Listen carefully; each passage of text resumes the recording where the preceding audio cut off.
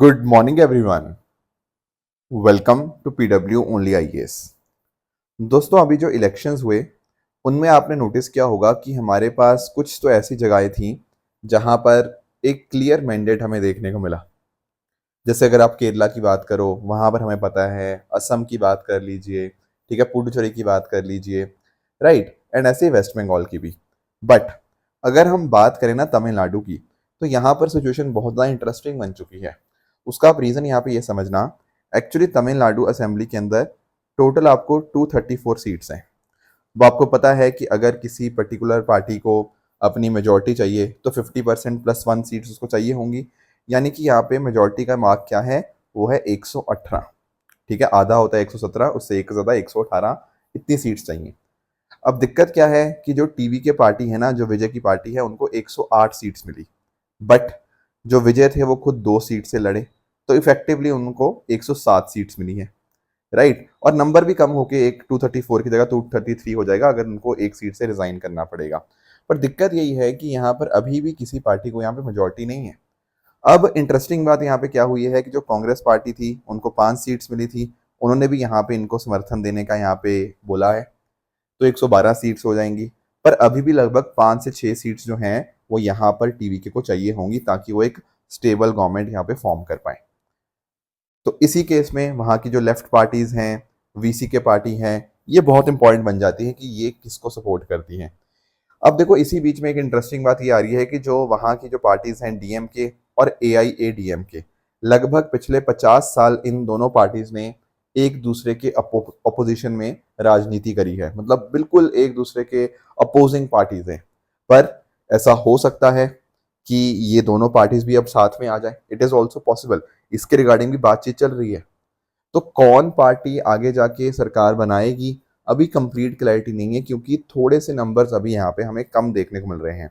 तो थोड़ा सा मैंडेट अभी क्लियर नहीं है। इनफैक्ट जो तमिलनाडु के गवर्नर हैं, उन्होंने भी जो विजय है उनको यही बताया कि आप मेरे पास रिटर्न में लेकर आओ कि आपका 118 लोगों का आपका समर्थन है। अगर ये समर्थन होगा तभी मैं मान पाऊंगा कि आप एक स्टेबल गवर्नमेंट यहाँ पे कर पाओगे, एंड फिर आगे जाके फिर यहाँ पे जो प्रॉपर सीएम वगैरह की जो शपथ है वो यहाँ पे ली जा सकती है। तो देखना ये होगा कि आने वाले डेज के अंदर क्या होगा। अभी कंप्लीट क्लैरिटी इसके रिगार्डिंग अभी किसी को नहीं है, क्योंकि बहुत ज़्यादा फेरबदल यहाँ पे हो रहा है, कोई पार्टी किसी को ज्वाइन कर रही है, तो ये चीज़ें यहाँ पे हमें देखने को मिल रही हैं। दोस्तों, डेट है आज की 8 मई 2026 एंड आप सभी का स्वागत है आज के प्रीलिम बूस्टर न्यूज़ डिस्कशन में। स्टार्ट करते हैं। सबसे पहला जो टॉपिक हमें आज डिस्कस करना है वो है वर्ल्ड माइग्रेशन रिपोर्ट 2026। सबसे पहले ये समझो कि आखिर ये रिपोर्ट निकालता कौन है। तो it is released by International Organization for Migration. थोड़ा सा इसके बारे में जान लो, आईओएम के बारे में, कि क्या है इंटरनेशनल ऑर्गेनाइजेशन फॉर माइग्रेशन। देखो, ये ना दुनिया की एक बहुत ही फेमस इंटर गवर्नमेंटल एजेंसी है जो माइग्रेशन के रिगार्डिंग डिफरेंट डिफरेंट रिपोर्ट्स निकालती है। प्लस इंश्योर ये करने की कोशिश होती है कि जो माइग्रेशन हो उससे ऐसा ना हो कि ये एक तरह से इनह्यूमन हो। कहने का मतलब कि देखो, एक इंसान अपने घर छोड़ के दूसरी जगह जा रहा है, ठीक है, पर वो सेफ ढंग से होना चाहिए, एक प्रॉपर ढंग से होना चाहिए, ह्यूमेन ढंग से। मतलब ऐसा ना हो कि वहां पर उस इंसान को बहुत ज़्यादा समस्याएं फेस करने को मिले, उसको प्रताड़ित किया जाए, वो सारी चीज़ें नहीं होनी चाहिए। तो बिल्कुल अच्छे ढंग से माइग्रेशन हो, उसको यहाँ पे इंश्योर करने के लिए काम करता है। अब हुआ पता क्या था, सेकेंड वर्ल्ड वॉर आप सबको पता है। सेकेंड वर्ल्ड वॉर के बाद बहुत सारी उथापतल हुई, बहुत सारे लोग जो थे वो डिस्प्लेस हुए अपने घरों से। खासकर यूरोप की यहाँ पे बात हो रही है। देखो, वैसे तो दुनिया में सब जगह हुआ था, पर यहाँ पर ये स्पेसिफिकली जो ऑर्गेनाइजेशन बनी थी यूरोप के कॉन्टेक्स्ट में पहले बनी थी कि हाँ, यूरोप से इतना माइग्रेशन हुआ है, डिस्प्लेसमेंट हुआ है, तो हमें यहाँ पर एक ऐसी संस्था चाहिए होगी। इसलिए 1951 के अंदर यहाँ पर इंटरनेशनल ऑर्गेनाइजेशन फॉर माइग्रेशन को यहाँ पे बनाया गया। फिर आगे जाके 2016 के अंदर ये यूएन की एक रिलेटेड ऑर्गेनाइजेशन बन जाती है। आज के समय इसमें 174 मेंबर स्टेट्स हैं, जिसमें भारत भी इसका एक मेंबर आपको देखने को मिल जाएगा।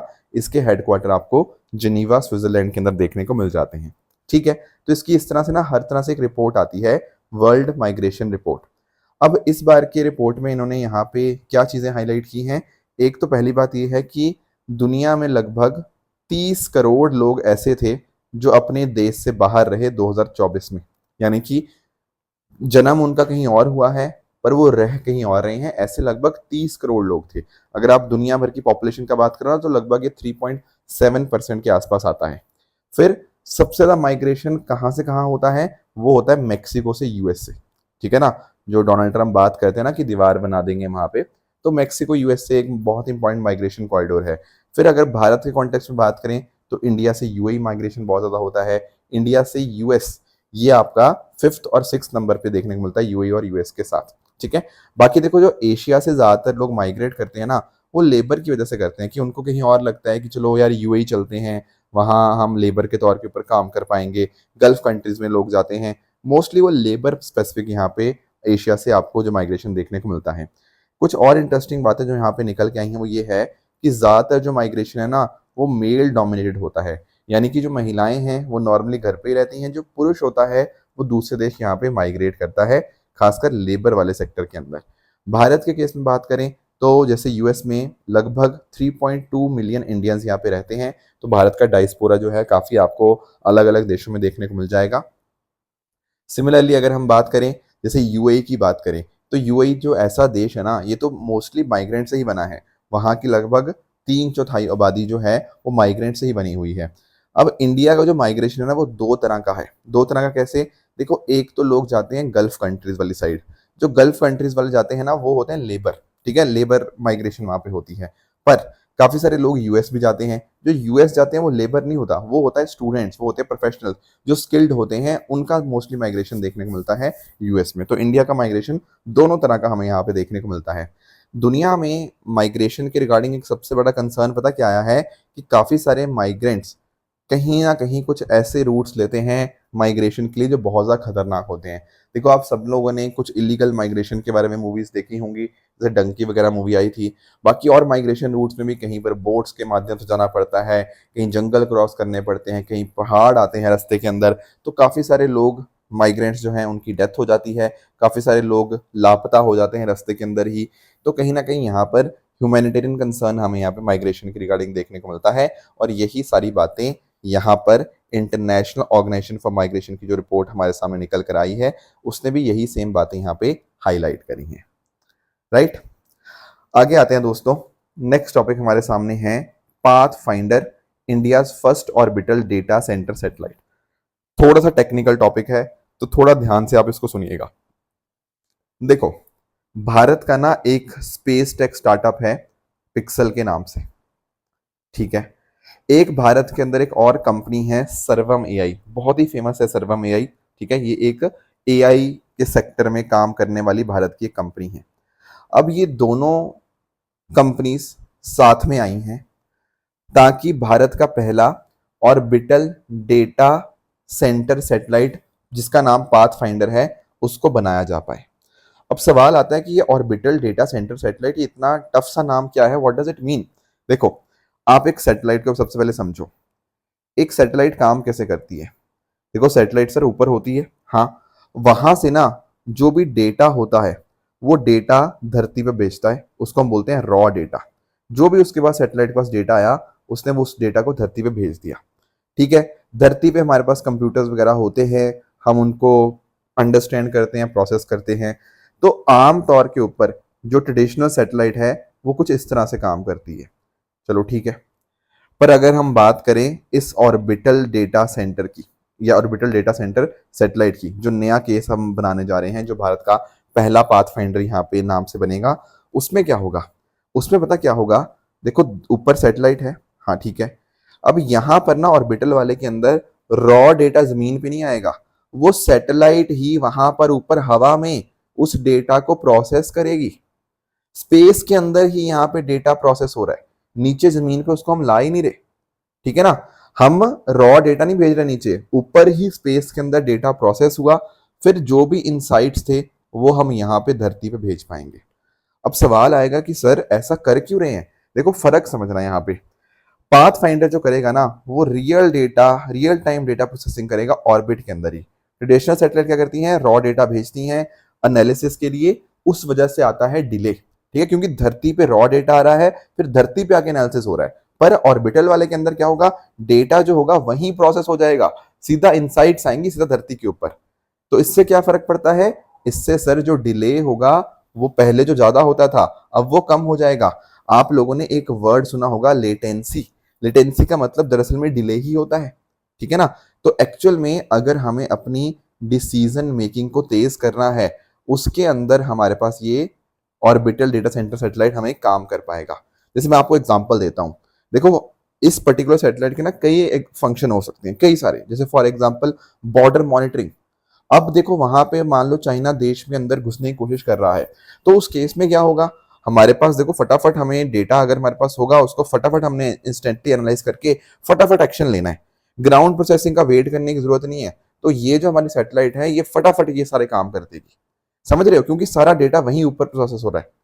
वाइल्ड फायर, कहीं पर आग लग जाती है, हमें फटाफट कुछ यहाँ पे एक्शन लेना है, तो उसमें काम कर पाएगा। जो डिले होता है ट्रांसमिट करने के अंदर, प्रोसेस करने के अंदर डेटा, वो डिले अब यहाँ पे कम हो पाएगा। समझ पा रहे हो। और ऊपर से आप एक बात अंडरस्टैंड करो, ये जो पाथ फाइंडर है इसमें दोनों एंटिटीज कौन सी हैं, अरे भारतीय ही हैं। जो मैंने बात करी ना, पिक्सल की बात करी मैंने, सर्वम एआई की बात करी, दोनों भारतीय हैं। अब हमें दूसरे देशों पर निर्भर रहने की कोई जरूरत नहीं है, समझे मेरी बात को। एआई और डेटा भारत की कंपनीज के कंट्रोल में ही रहेगा। Are you able to understand. तो हमारी डिफेंस इंपॉर्टेंस भी इसके साथ बहुत ज्यादा अपने आप में आपको लिंक देखने को मिल जाएगी। तो यही है पाथ फाइंडर। तो थोड़ा सा पढ़ भी लेते हैं। पाथ फाइंडर इंडिया का पहला ऑर्बिटल डेटा सेंटर सैटेलाइट होने जा रहा है, जो दोनों यहाँ पे मिलकर बना रहे हैं। अब डायरेक्टली स्पेस के अंदर ही डेटा को हम प्रोसेस और एनालाइज कर पाएंगे, धरती पे रॉ डेटा भेजने की कोई जरूरत यहाँ पे नहीं पड़ेगी। अब यहाँ पर नोटिस करिएगा कि ये लगभग 200 किलो के आसपास की सैटेलाइट होगी, जिसको कि हम यहाँ पे इस साल के अंत में या अगले साल की स्टार्टिंग के अंदर हम यहाँ पे इसको लॉन्च करेंगे। मोस्टली दिसंबर के आसपास इसको लॉन्च किया जाने का प्लान है। और यहाँ पे हमारी जो सैटेलाइट्स है ना, एक तरह से काफी इंटेलिजेंट हो जाएंगे। क्यों?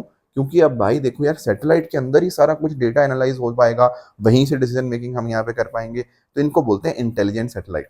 तो इसीलिए हम यहाँ पर इसके अंदर data centre grade graphic processing unit जो जीपीयूज हैं वो यहाँ पे इस्तेमाल होंगे। एडवांस एआई का वहाँ पे इस्तेमाल होगा, ठीक है। ऑन बोर्ड एआई प्रोसेसिंग होती रहेगी वहीं पर, कोई ग्राउंड के ऊपर डेटा सेंटर्स की जरूरत नहीं पड़ेगी। अच्छी इमेजेस यहाँ पे हमारे पास आ पाएंगी, हाइपर स्पेक्ट्रल सेंसर्स होंगे।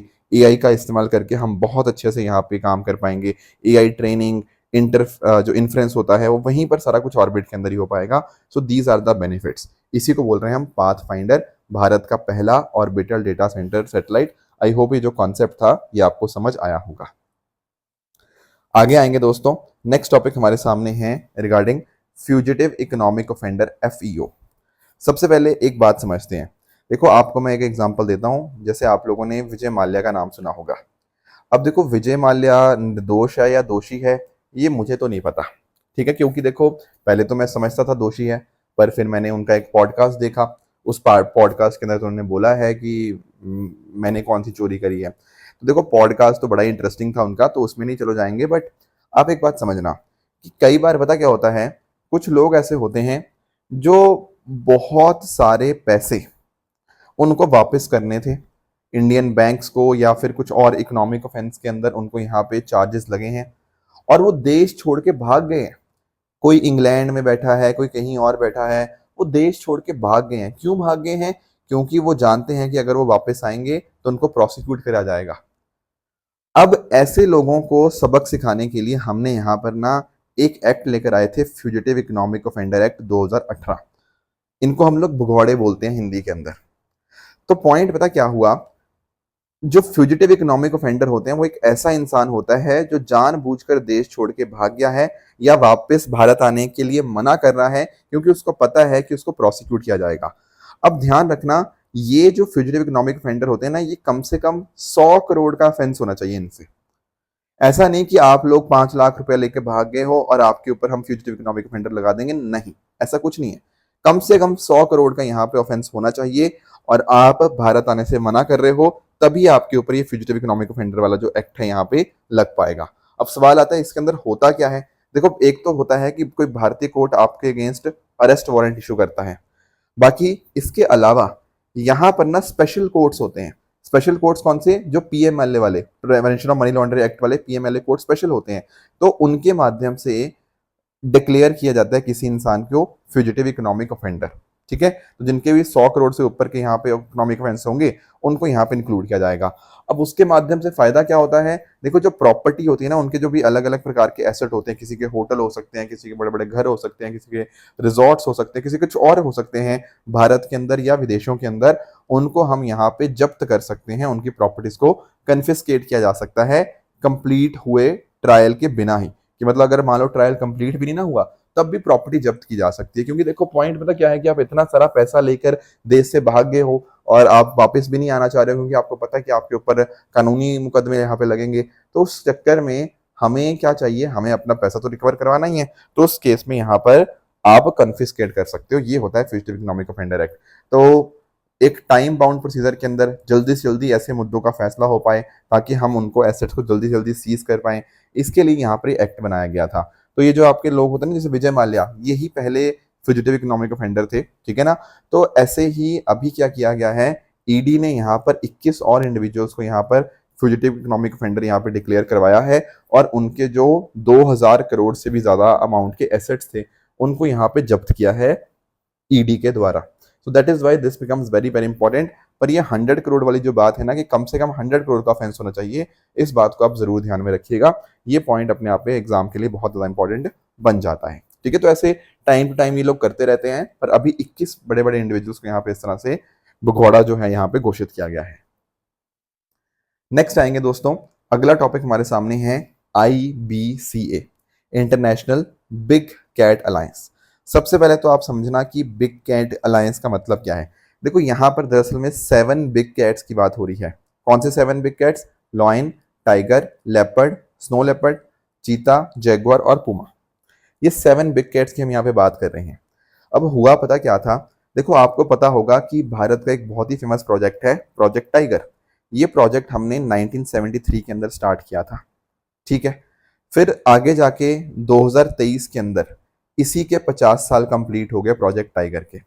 तो 2023 में ना भारत ने एक इनिशिएटिव स्टार्ट किया, इंटरनेशनल बिग कैट अलायंस। अब इसमें हमने ये बोला कि यार दुनिया के जो देश हैं वो साथ में आए ताकि हम ये जो बिग कैट्स है ना इनको हम यहाँ पे कंजर्व कर पाए।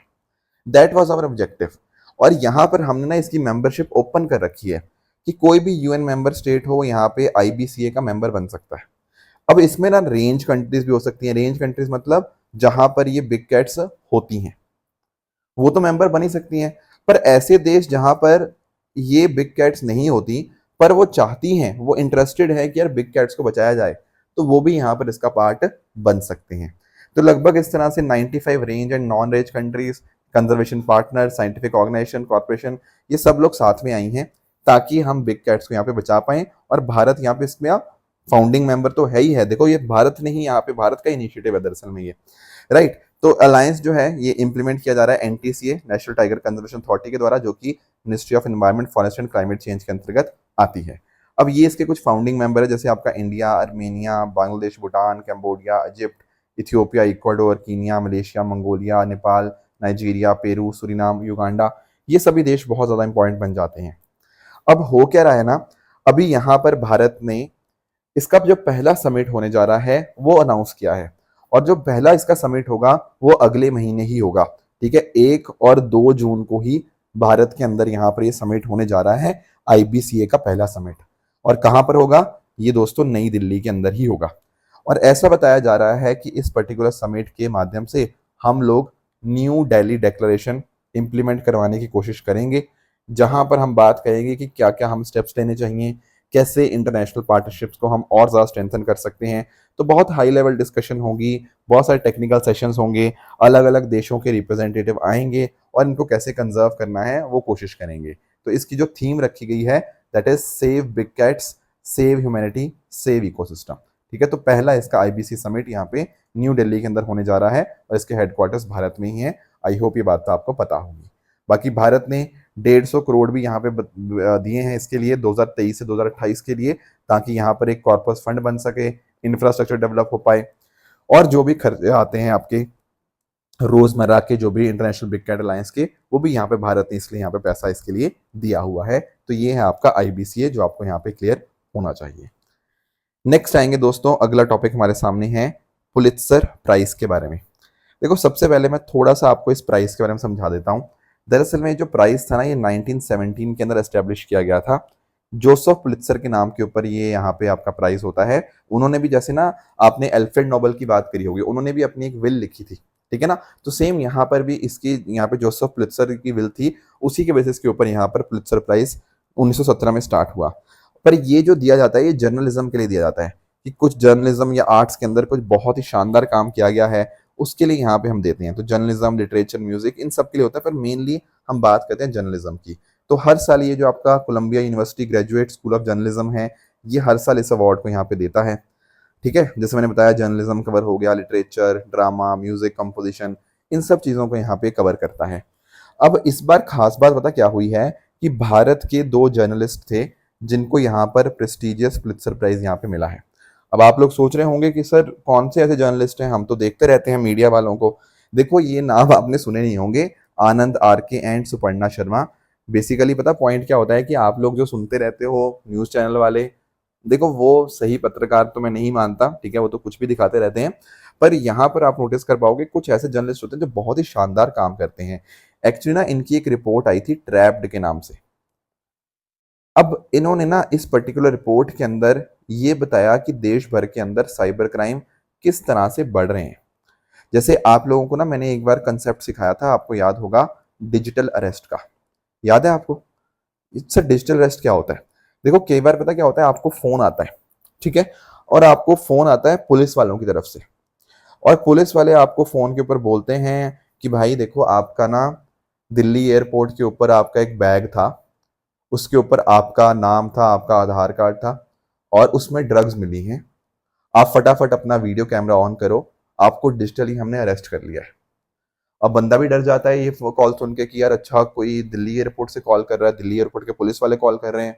तो ऐसे फिर वो कॉल पे, वीडियो कॉल पे आ जाता है। फिर वहां पे उस ना वीडियो कॉल के ऊपर लिटरली एक पुलिस थाना बना होता है। वहां पे वो बिल्कुल दिखाते हैं कि इस तरह से वो आपको फिर बोलते हैं कि अच्छा चलो मैं देखता हूँ, आपका केस रफा दफा करने की कोशिश करते हैं, पर उसके लिए पहले हमें इसके लिए 30 लाख रुपया देने पड़ेंगे। ऐसे ना आपको पैसा निकलवाने की कोशिश करी जाती है, और डराया धमकाया जाता है आपको बहुत ज्यादा। समझे मेरी बात को? सामने कोई पुलिस वाला हो सकता है, कोई सीबीआई वाला, ईडी वाला, नकली है सब लोग, कोई असली नहीं है, पर इस तरह से करने की कोशिश की जाती है। तो इन्होंने ना अपना पूरा इसका यहाँ पे कच्चा चिट्ठा यहाँ पे खोलने की कोशिश करी, ठीक है। इनकी जर्नलिज्म इतनी शानदार थी कि इन्होंने इसको बिल्कुल एक्सपोज किया, इस चीज को, कि भारत के अंदर ये चीज होती कैसे है। फिर देखो इसके अलावा जो डिजिटल सर्वेलेंस होता है, कैसे कैसे कई बार फोन ट्रैकिंग का गलत इस्तेमाल किया जाता है, ठीक है, स्पाईवेयर्स का गलत इस्तेमाल किया जाता है, सोशल मीडिया मॉनिटरिंग करी जाती है कई बार सरकारों की तरह इलीगली। इन्होंने वो चीज एक्सपोज करी। फिर आजकल जो नए नए स्कैम्स आ गए हैं, ओटीपी स्कैम, जैसे आपने देखा होगा, कई बार आपके फोन पे ओटीपी आता है, फिर कोई बंदा फोन करके बोलता है कि अच्छा हम एयरटेल से बोल रहे हैं, ठीक है ना, तो आपकी सर्विसेज जारी रखने के लिए हमें यहाँ पे आपका ओटीपी चाहिए होगा, ताकि आपकी सर्विसेज चलती रहे। या फिर कई बार बैंक से कॉल आ जाता है कि हम एचडीएफसी बैंक से बात कर रहे हैं, कि आपका अकाउंट वो हो गया था, तो हम चाहते हैं कि अगर आपको सर्विसेज कंटिन्यू चाहिए तो आप हमें अपना ओटीपी बता दीजिए। भाई बैंक कभी आपका ओटीपी नहीं मांगता, बट इस तरह के स्कैम चल रहे हैं। यूपीआई स्कैम चल रहा है, ठीक है ना, फेक पुलिस कॉल्स आ रही हैं, फिशिंग मेल्स आ रही हैं, इन्वेस्टमेंट स्कैम्स आ रहे हैं। भारत के अंदर ये नंबर बहुत तेजी से इंक्रीज हुआ है, और इस चीज को एक्सपोज करने वाले आनंद आरके जी और स्वर्णा शर्मा जी, ये जर्नलिस्ट को यहाँ पर पुलित्जर प्राइज मिला है, क्योंकि इन्होंने भारत के अंदर जो साइबर क्राइम बढ़ रहे थे उसको बढ़ते हुए को रोकने के लिए एंड उसको एक्सपोज करने के अंदर बहुत शानदार काम किया। फिर इसके अलावा हनोई बेस्ड जो अनिरुद्धा घोषाल जी हैं, इनको भी यहाँ पर मिला है, ठीक है, international reporting for investigating US border patrol secret use of mass surveillance tools. अब देखो पता क्या होता है, सरकारें जो है ना वो लोगों के ऊपर नजर रखती हैं, कौन इंसान क्या कर रहा है क्या नहीं कर रहा, ठीक है ना, लोगों को पता भी नहीं होता, और सरकारें आपका डेटा देखती रहती हैं, आपको कंटिन्यूसली सर्वेलेंस आपके ऊपर लगती रहती है। आप हमेशा सरकार की नजर के अंतर्गत होते हो, सरकार आपको बताती नहीं है, पर हो सकता है कि आप किससे फोन पे बात कर रहे हो और सरकार सुन रही हो सकता है कि आप किसी अपने दोस्त से मिल रहे हो और सरकार की आप नजर में हो। सरकार इस तरह से मास लेवल के ऊपर पेट्रोलिंग करती रहती है, और ये गलत चीज है, क्योंकि ये राइट टू प्राइवेसी के अगेंस्ट जाती है, और यूएस की सरकार तो बहुत ज्यादा करती है इस चीज के अंदर, ठीक है ना। तो ये सारी चीजें हमें यहाँ पे इन इन्वेस्टिगेशंस के अंदर निकल के आई। तो जब जर्नलिस्ट ने इस चीज़ को समझा, इस चीज़ को पढ़ा, इस चीज़ के लिए प्रूफ जब दिए कि हाँ ये चीज़ें हो रही हैं ना, तो ये होता है रियल जर्नलिज्म, जो लोगों के मुद्दों की यहाँ पे आवाज़ उठाई जाती है। तो इस वजह से इनको यहाँ पे इस बार का पुलित्जर प्राइज 2026 यहाँ पे देखने को मिला है, राइट। तो ये कुछ टॉपिक्स है जो आज हमें डिस्कस करने थे। अब यहाँ पर हमारे सामने ट्रू एंड फॉल्स स्टेटमेंट्स हैं, इनको आप पढ़िएगा, बताइएगा इनमें से कौन सा सही है कौन सा गलत है। एंड जो कल मैंने आपको होमवर्क दिया था, एक था कि चीफ मिनिस्टर को कौन अपॉइंट करता है भारत देश के अंदर, तो दोस्तों प्रेसिडेंट नहीं होते, वो आपके गवर्नर होते हैं। जो भी स्टेट के गवर्नर होते हैं ना, वो चीफ मिनिस्टर को अपॉइंट करते हैं, इसलिए स्टेटमेंट 1 अपने आप में इनकरेक्ट होगा। सेकंड स्टेटमेंट की बात करें, जमैका की बात कर रहा है, तो देखो जमैका की मैंने लोकेशन आपको कल दिखाई थी।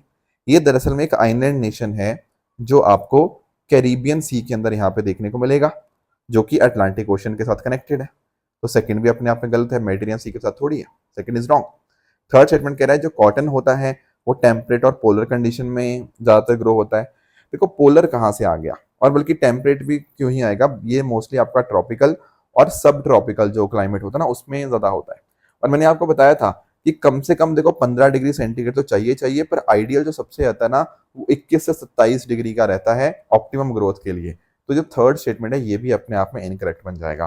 तो यहाँ पर तीनों की तीनों स्टेटमेंट यहाँ पे गलत थी, इसलिए ऑल 3 आर इनकरेक्ट। तो ये थी हमारी आज की डिस्कशन। इस तरह से आप सब लोग हार्डवर्क करिए। All the very best, thank you so much, जय हिंद।